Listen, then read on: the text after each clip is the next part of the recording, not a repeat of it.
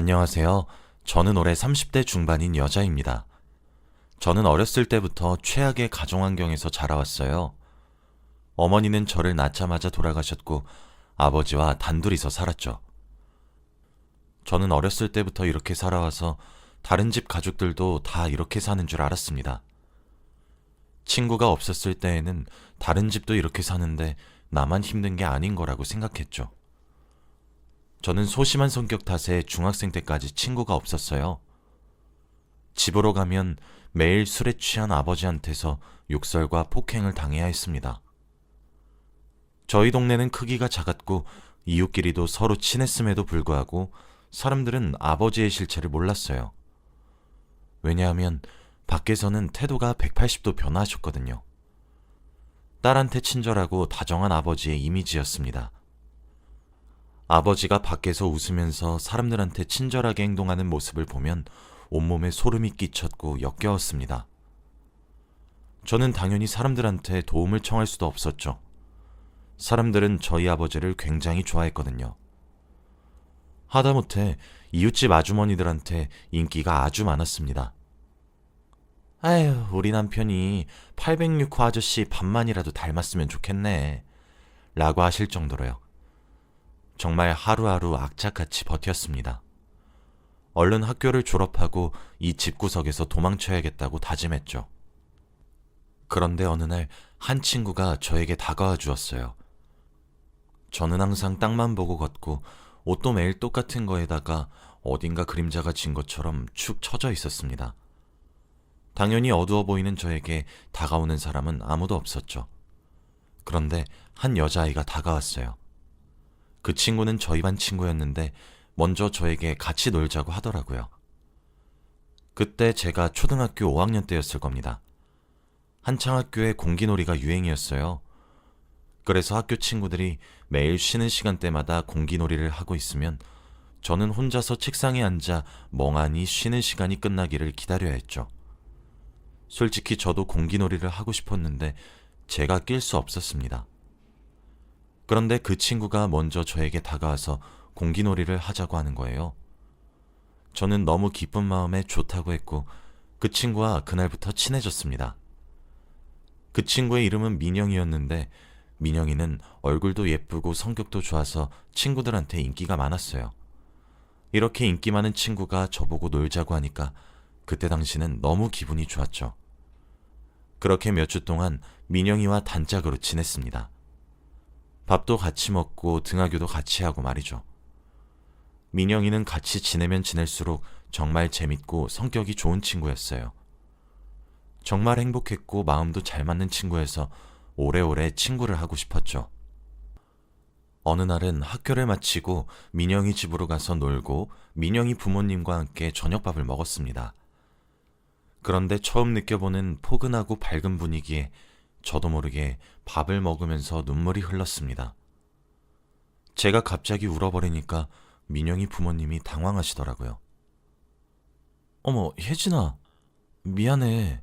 혹시 밥이 입에 맞지 않니? 아니요, 아니에요. 너무 맛있어서 그래요. 저는 지금이라도 당장 집에서 나와 민영이 집에서 살고 싶었습니다. 그 자리에서 밥을 2공기나 먹고 집으로 돌아갔죠. 역시나 제가 집에 늦게 들어가서 그런지 아버지께서 화가 잔뜩 나셨더라고요. 그리고 그날따라 회사 일도 잘 안 됐는지 화가 더 많이 나신 것 같았습니다. 아버지는 직장을 다니시지 않고 매일 아침마다 일자리 센터로 가셔서 공사장에서 일용직을 하세요.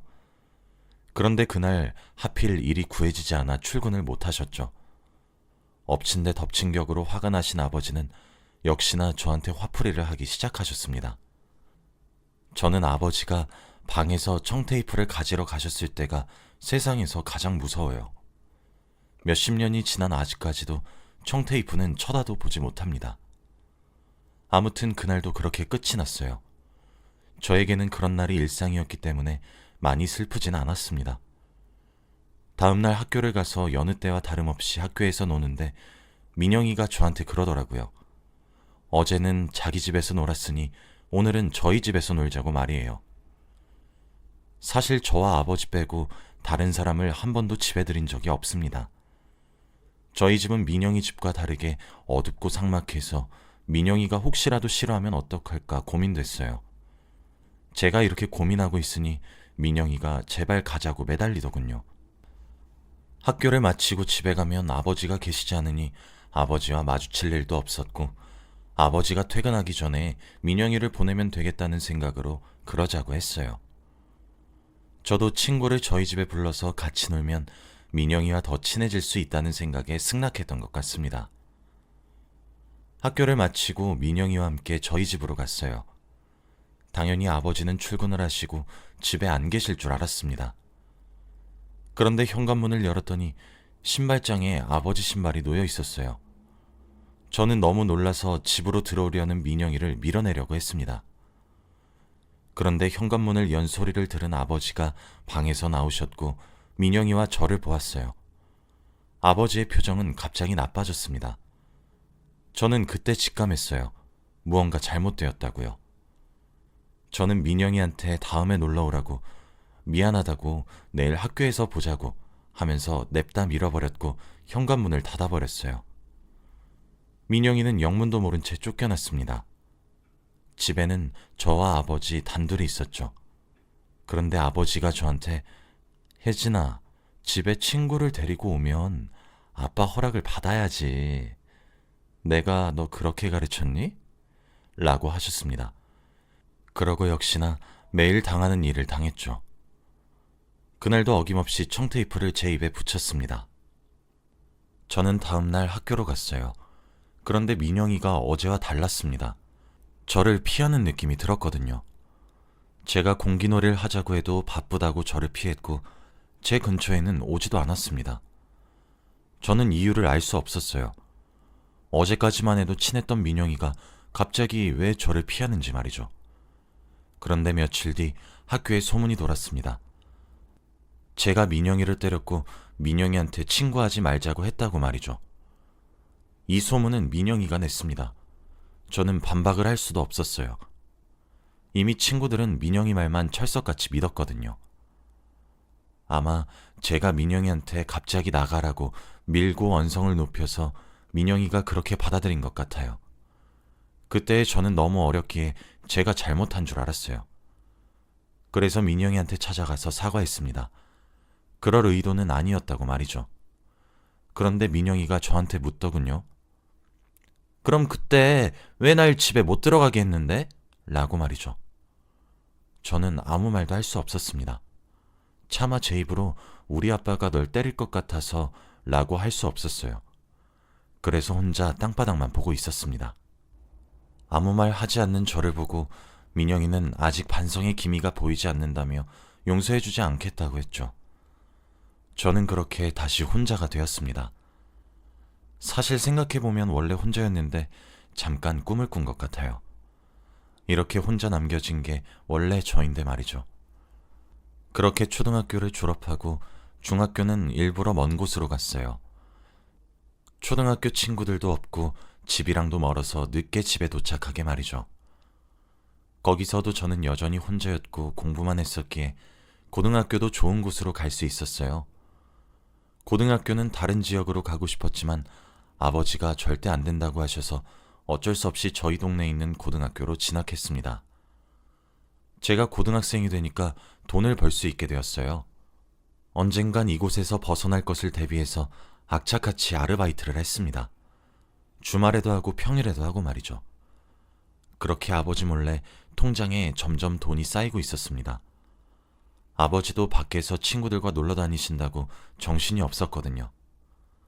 제가 평일에 학교를 마치고 아르바이트를 갔다가 그날 가게에 손님이 많아서 늦게 마친 날이 있었습니다. 그래서 집에도 늦게 들어왔죠. 혹시나 혼날까봐 조심스럽게 들어갔는데 아버지 방에서 전화 소리가 들리더라고요. 저는 얼른 방으로 들어가려고 했는데 아버지 입에서 제 이름이 흘러나왔습니다. 무슨 내용일까 궁금해서 조용히 방문에 귀를 대고 들어보았어요. 그런데 저는 아버지의 대화 내용을 듣고 충격받았습니다. 바로 아버지가 저를 돈 많은 할아버지한테 돈을 받고 결혼시키려는 사실을 알게 되었거든요. 그때 저는 고2였고 고등학교 졸업을 하자마자 그 할아버지한테 보낼 거래요. 그리고 그 큰 돈은 자기가 가지고요. 아버지가 저를 팔아서 돈을 벌 생각을 하고 있다는 것을 알고 경악을 금치 못했습니다. 저는 한시라도 급히 이 집에서 탈출해야 했어요. 그리고 그날 새벽, 아버지가 잠든 사이에 저는 제가 지금까지 악착같이 돈을 모아두었던 통장과 최소한의 집만 챙기고 야반 도주를 했습니다. 새벽 첫 차를 타고 최대한 집에서 먼 지역으로 혼자 갔어요. 혹시라도 뒤에서 아버지가 따라올까봐 심장이 미친 듯이 뛰었죠. 그리고 버스가 출발했을 때 저는 눈물을 펑펑 흘렸습니다. 도대체 제가 왜 이런 인생을 살아야 하는지 한탄하면서 말이죠. 그렇게 저는 고2 때 집을 떠나 혼자서 살게 되었습니다. 저는 휴대폰도 없었고 아무것도 없었어요. 혹시라도 아버지가 찾을까봐 사람이 최대한 없는 깊숙한 곳으로 들어가서 살았습니다. 버스도 하루에 5대밖에 다니지 않는 시골이요. 저는 거기서 정말 악착같이 살았습니다. 돈이 되는 일이라면 다 했어요. 그리고 거기는 시골이라서 할아버지 할머니들밖에 안 계셨는데 가끔씩 농사일을 도와드리면 용돈도 주시고 하셨습니다. 그렇게 저는 성인이 되었어요. 이제 정말로 아버지와의 인연은 끝이라고 생각했죠. 혼자 사는 게 너무 행복하고 즐거웠습니다.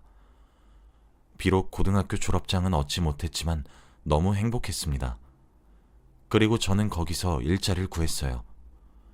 버스를 타고 시내로 나가서 직장을 구했죠. 유명하고 좋은 회사는 아니었지만 중졸이었던 저를 받아준 것만으로 너무 감사했어요. 그리고 거기서 열심히 일을 하고 돈도 벌고 그랬습니다. 동네 어르신들이 다들 저한테 기특하다고 말해주셨어요.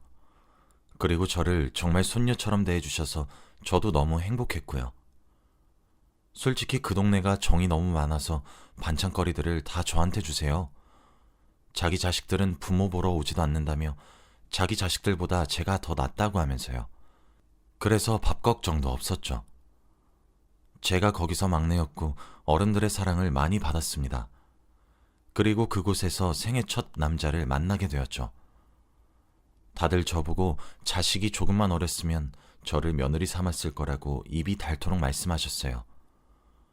그런데 그 동네는 워낙 어르신들이 많아서 제 또래 사람들을 볼 수가 없었죠.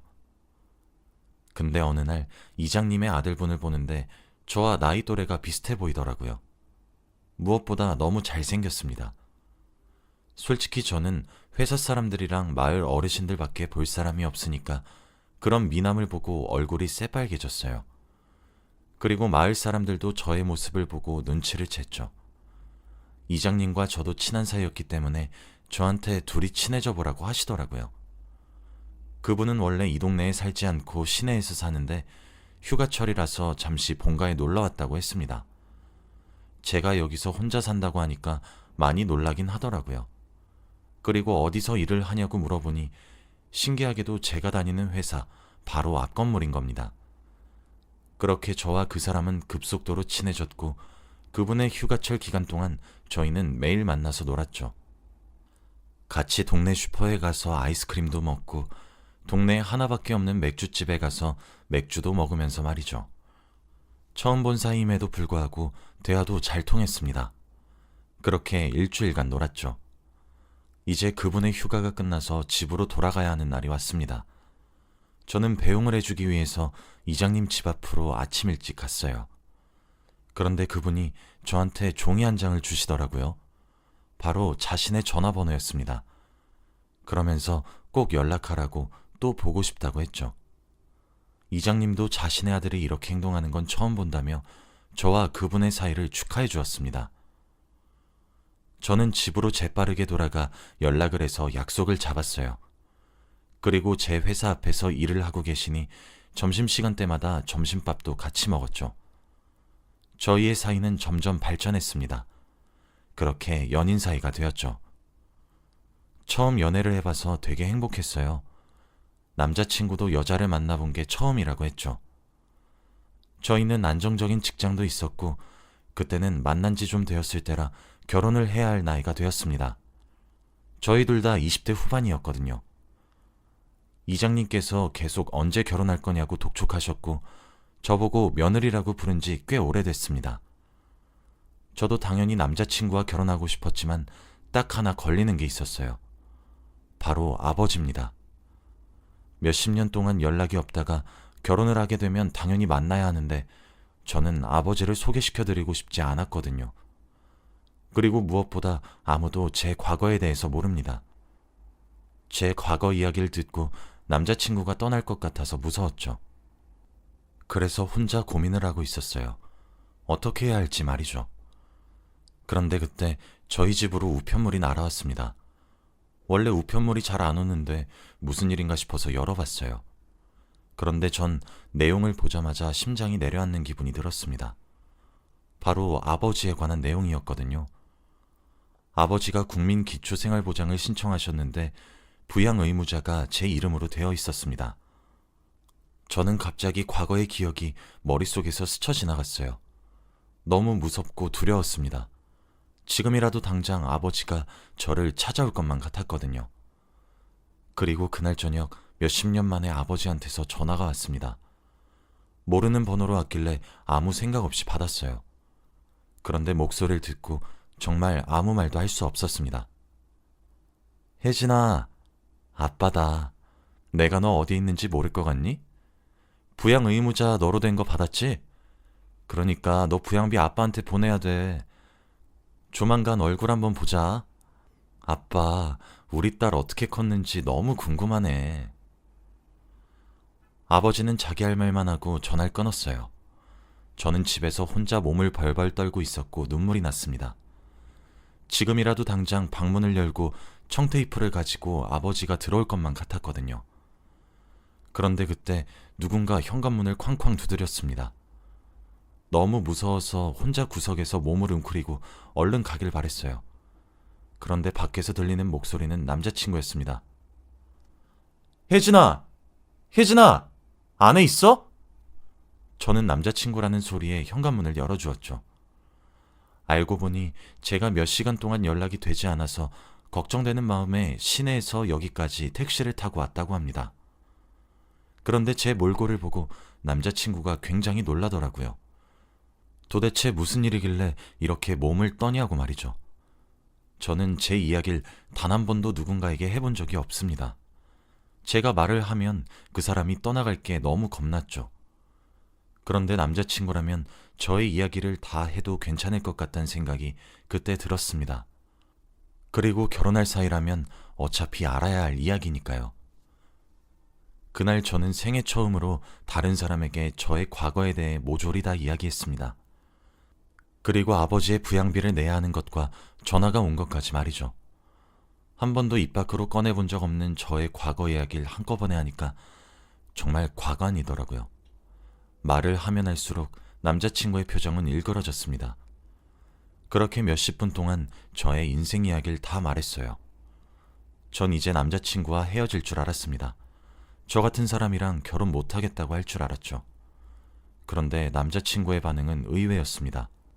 저를 꼭 안아주면서 위로를 해주었거든요. 그리고 남자친구는 울고 있었습니다. 혜진아, 어떻게 어릴 때부터 그렇게 힘들게 살아왔어? 미안해. 내가 먼저 몰라봐서 정말 미안해. 그동안 정말 힘들었겠다. 이제 나만 믿어. 내가 너 평생 책임질게. 나한테 기대해. 저는 남자친구의 말을 듣고 정말 펑펑 울었어요. 제가 평소에 듣고 싶던 말들을 다 말해주었거든요. 단 한 명도 저한테 위로를 해준 적이 없습니다. 그리고 남자친구는 저에게 우리 이제 아픈 거 같이 헤쳐나가자. 그러니까 우리 결혼해 당장 이라고 했죠. 저는 좋다고 나도 결혼하고 싶다고 말했습니다. 그러면서 남자친구는 부양기피 사유서를 제출하라고 하더라고요. 그러면 아버지를 부양하지 않아도 된다고 하면서요. 저보다 이 일에 관심을 많이 가져주는 남자친구한테 너무 고마웠습니다. 그리고 며칠 뒤에 이장님 댁으로 갔어요. 정말 물사대기 맞을 각오하고 갔습니다. 제 과거를 알게 된다면 결혼은 무조건 반대할 거라 생각했거든요. 남자친구의 부모님은 저를 보자마자 이제야 인사를 드리러 왔냐며 좋아하셨습니다. 그리고 식사를 하다가 제가 말씀드렸어요. 저의 아버지에 대한 이야기를 말이죠. 저는 말을 하는 내내 고개를 들 수 없었습니다. 항상 저를 환하게 웃으면서 봐주시던 이장님의 얼굴이 일그러져 있을 것 같았거든요. 그렇게 긴 저의 이야기가 끝나도 저는 고개를 들지 못했습니다. 그렇게 한 몇 분 동안 침묵이 흐른 것 같아요. 그런데 남자친구 부모님께서 하신 첫 말씀을 듣고 저는 놀라고 말았습니다. 혜진아, 그걸 왜 이제야 말했니? 넌 우리 딸이니까 너의 모든 일들은 우리 집에서 해결하셨구나. 우리가 너 도와줄 테니 이제는 마음고생하지 말고 편히 살자. 그리고 남자친구 어머님께서 눈물을 뚝뚝 흘리시면서 그동안 마음고생이 얼마나 많았겠니? 그 어린 나이에. 라고 하셨죠. 저는 정말 좋은 분들을 만난 것 같습니다. 이런 답변을 하실 거라고 상상도 못했는데 어떻게 이럴 수 있죠? 저는 시부모님과 남자친구 덕분에 아버지를 떨쳐낼 수 있을 것 같았습니다. 그리고 얼마 후 아버지께서 저를 찾아오셨어요. 연락도 없이 저희 집으로 말이죠. 그런데 마침 그곳에 시부모님과 남자친구까지 다 계셨어요. 저희 아버지를 보고 다들 눈살을 찌푸리셨죠. 아버지는 행복하게 살고 있는 저를 보고 많이 놀란 눈치더라고요. 그리고 제가 부럽지 않다는 듯이 갑자기 자기 이야기를 시작했습니다. 자기는 지금 아내가 있대요. 그런데 사기 결혼이라고 했습니다. 마치 그게 자신의 자랑이라는 듯이 말하셨죠. 자신이 아직 여자들한테 인기가 많다는 듯이 말하셨습니다. 들어보니 상대 여자의 아이가 어렸을 때 결혼을 해서 그 아이는 아버지가 자신이 친아빠인 줄 안대요. 그리고 아버지는 그 여자한테 자신은 임신을 시키지 못하는 병이 있어서 결혼도 한 적 없고 아이도 없다며 거짓말을 했다고 합니다. 아이는 지금 초등학교 저학년이라면서요. 그러면서 나도 너처럼 가정이 있다고 했죠. 아버지의 이야기를 듣고 너무 놀랐습니다. 그러면서 저한테 부양기피 사유서를 파기하래요. 부양비 내라면서요. 자식이라면 무조건 해야 하는 도리래요. 어떻게 그렇게 당당할 수 있나요? 어릴 때부터 부모 노릇을 단 한 번도 해준 적이 없으면서 어떻게 자식일 수 있습니까? 저는 아버지와 있었던 모든 날들이 다 하나같이 최악이었는데 말이죠. 몇십 년이 지난 지금까지도 저는 청테이프 근처도 가지 못합니다. 무엇보다도 고등학생 때부터 저는 이 시골에 혼자 악착같이 살아왔고요. 거의 한평생 아버지는 저에게 없는 존재나 마찬가지였습니다. 그런데 이제 와서 자신의 부양비를 내라뇨? 그것도 사기 결혼으로 가정을 꾸린 사람한테요? 자신과 결혼한 여자와 자신을 친아빠로 아는 아들한테는 저의 존재를 설명하지도 않았으면서 말이죠. 딱 봐도 아버지가 저를 다시 찾아온 이유가 바로 돈 때문인 것을 알았습니다. 하지만 저는 그 순간에도 아버지가 여전히 무서웠고 잊은 줄만 알았던 과거의 기억이 스멀스멀 떠올라서 아버지의 눈도 쳐다볼 수 없었어요.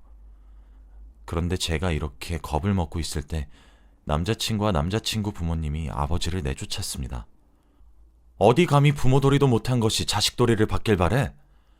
그리고 지금 사기 결혼을 하면서 딸 정체도 안 밝힌 양반이 여기가 어디라고 찾아? 당장 썩 나가!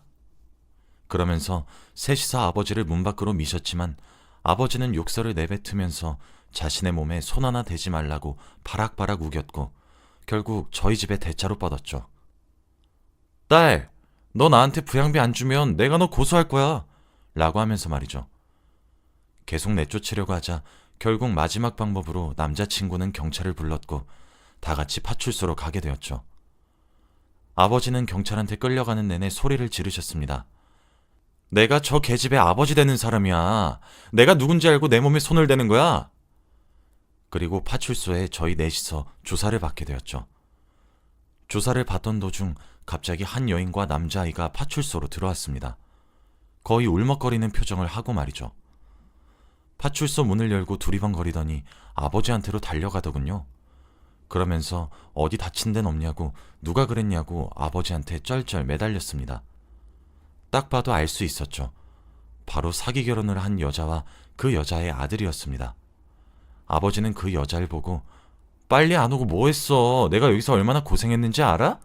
라고 하며 손이 올라갔고 그 여자는 아버지 보고 죄송해요. 너무 시골이라 라고 했죠. 남자친구와 저, 그리고 남자친구 부모님은 딱 보고 어떤 가정 환경인지 눈치챌 수 있었습니다. 저는 그 여자가 너무 불쌍했고 아버지에 대해 아무것도 모르는 게 안타까워서 솔직하게 모든 것을 다 말하기로 결심했습니다. 무엇보다 어린 아들이 너무 가여웠거든요. 그 여자에게 무슨 일이 있었고 왜 경찰서로 왔는지 다 말했고, 그리고 마지막으로 아버지의 사기 결혼에 대해서도 다 말했습니다. 그 여자는 다리에 힘이 풀린 채로 쓰러지고 말았죠. 아버지는 저보고 미쳤냐고 달려드셨지만 경찰이 막았습니다. 저는 그리고 그 자리에서 바로 아버지를 고소했어요. 어릴 때의 가정폭력과 이런저런 다양한 죄목들을 다 합해서 말이죠. 결국 아버지의 손에는 수갑이 채워졌고 더 큰 경찰서로 이동하셨습니다. 끝까지 저에게 너희 계집애, 내가 지옥 끝까지 찾아갈 거니까 각오해 라고 하셨어요. 모든 상황이 종료되고 해가 다 진 밤에 저와 남자친구, 그리고 남자친구 부모님은 집으로 돌아갔습니다. 그러면서 당분간은 아버지 고소건으로 자주 경찰서에 들락날락거려야 하니 같이 지내주신다고 했죠. 저는 그분들에게 너무 감사했습니다. 저의 친아버지조차도 저를 버렸는데 생판 남이신 분들이 자신의 일처럼 도와주신다는 게 감동이었어요.